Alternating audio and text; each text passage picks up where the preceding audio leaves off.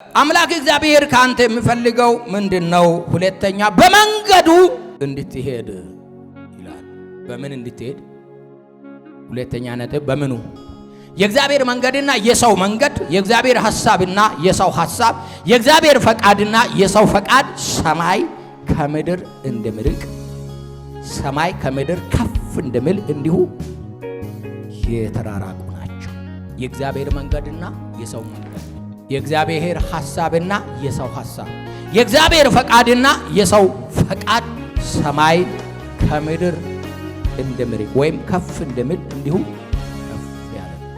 አሁንም ምሳሌ ምዕራፍ 14 ቁጥር 12 ላይ እንደሚል ቃል ታገኛላችሁ። ሰው በደም ስሙ፣ ለሰው ቅን የምትመስል መንገድ አለች ይላል።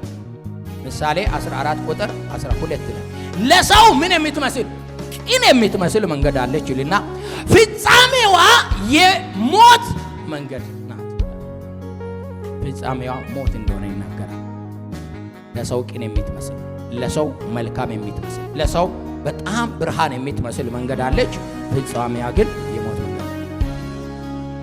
ስለዚህ ወገኖቼ ማቴዎስ ምዕራፍ 7 ላይ ስታነቡ ከቁጥር 13 ጀምራችሁ ስታነቡ ስለ ሁለት መንገዶች ይናገራል።